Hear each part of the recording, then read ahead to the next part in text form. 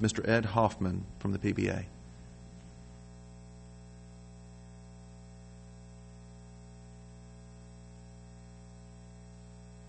All the way from St. Augustine. Thank you for coming.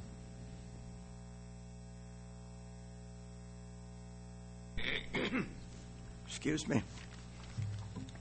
Thank you, Mr. Chairman, ladies and gentlemen of the committee.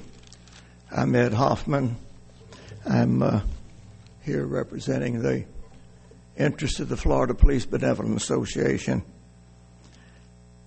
I ask for your forgiveness if I'm repetitive, but I'm hard of hearing, and I wasn't quite aware of the dialogue that transpired between previous speakers and the members.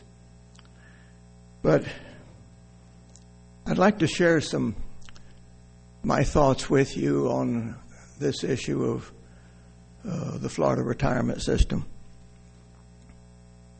It's a system that's not broken financially. It's not broken structurally or operational. It has a surplus of 127 plus billions of dollars. It is somewhere around 85% funded, which is a milestone within pensions within the United States. It has been a non-contributory system for some 33 years. That came about because the legislature, in its wisdom, decided it would become a non-contributory system. Prior to that time, employees were required to make contributions, and those were matched by the employer. The Florida retirement system was created because of existing systems within the state were not actuarially funded or properly managed. And in 1967, it was drafted to become part of what is known as Division C of the old state and county employee system, Chapter 120. The legislature back then only met every 2 years. The people of Florida were safe. But the legislature started convening annually after the constitutional revision of 1969. And the Florida retirement system became active as a system of the state in 1970. And it brought along some $800 million in past service liabilities that were unfunded by the previous 4 systems that were welded into one system. So you can see that the system has done great, even when it was a contributory system and then when it became an uncontributory system, to now have 127 billions of dollars. It might be a few dollars more if we hadn't had a 172-point blip yesterday in the market, which I'm sure those people who are members of the Florida retirement system in the defined contribution program had a heart attack. Now, when the defined contribution system was adopted by the legislature in 2000 and went into effect in 2002, there was no mass exodus of those in the defined benefit plan to join this new hybrid defined contribution plan. The defined contribution plan was sold to the legislature on the premise that it was needed for those people that were professionals, doctors, lawyers, architects, and other vocations that would come to work for the state for 3, 4, 5 years and then move on. And when they moved on, they left what they had contributed to the system by the employer. They had no benefits.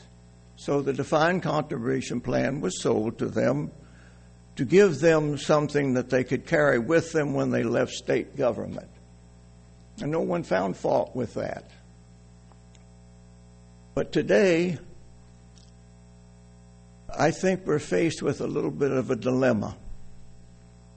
When the Constitution was changed in 1969, I'm sure you're all aware of the fact that Florida went to a right-to-work state, which before it was not.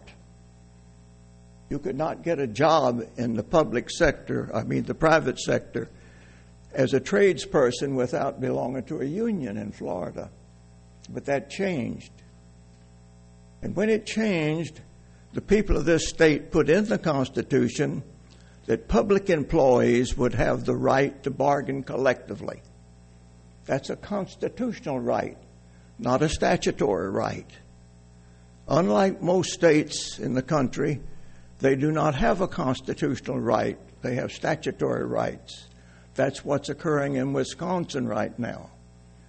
The governor there wishes to take away those statutory rights. In Florida, that cannot be done without a vote of the people. In 1983, the courts of the state, the Supreme Court, just across the street, ruled that retirements are a mandatory subject of collective bargaining. Mandatory, not permissive.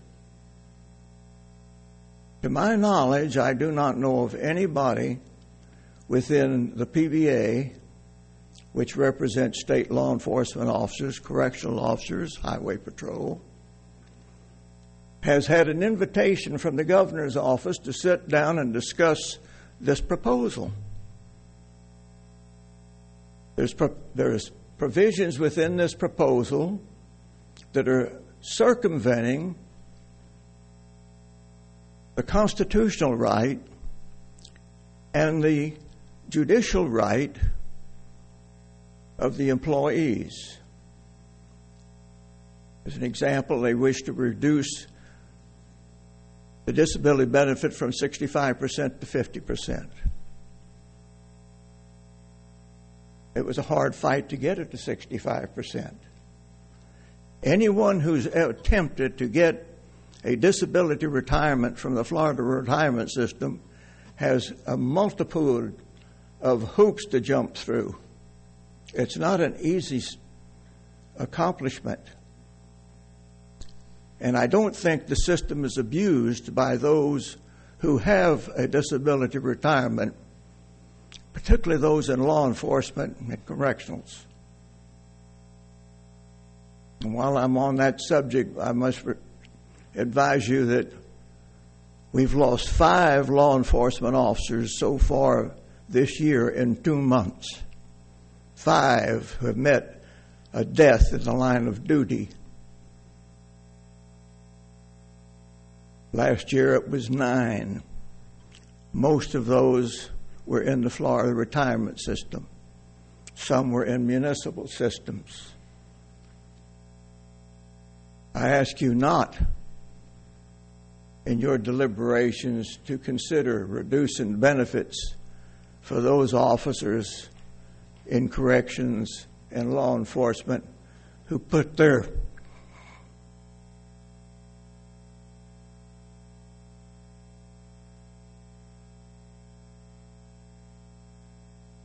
lives on the line every time they walk out the door. It's not fair. It's not just.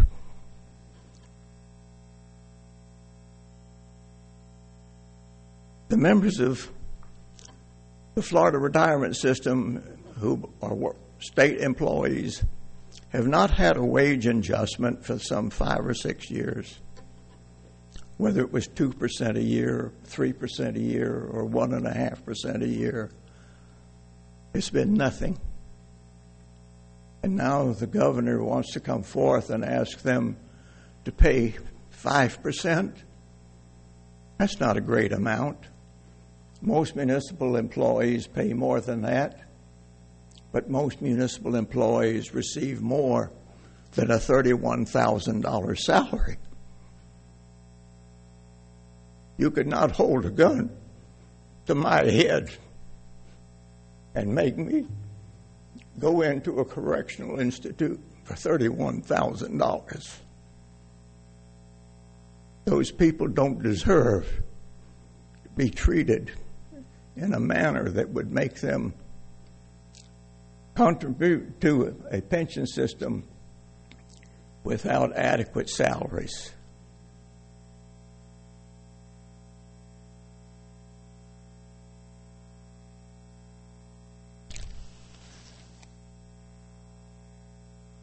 I guess I've said enough. But I would like to read just a little article that was in the Wall Street Journal this past weekend that I think is quite appropriate for my conclusion. And it's about defined contribution plans. And the article says, initially envisioned as a way for management level people to put aside extra retirement money, the 401k was embraced by big companies in the 1980s as a replacement for the costly pensions funds. Subtly, they were able to transfer the burden to funding employees' retirement to the employees themselves. Employees had control over their savings and were able to carry them to new jobs. They were a gold mine for money managers. In 20 years, the 401k went from a small program in the multi-trillion dollars, supporting thousands of financial planners and money managers. I submit to you, in my humble opinion, that the adoption of the proposal by the governor's office is the first step in creating all the jobs he's trying to create in the state of Florida by getting money managers into the Florida retirement system. I thank you. Thank you for your comments, Mr. Hoffman. Members?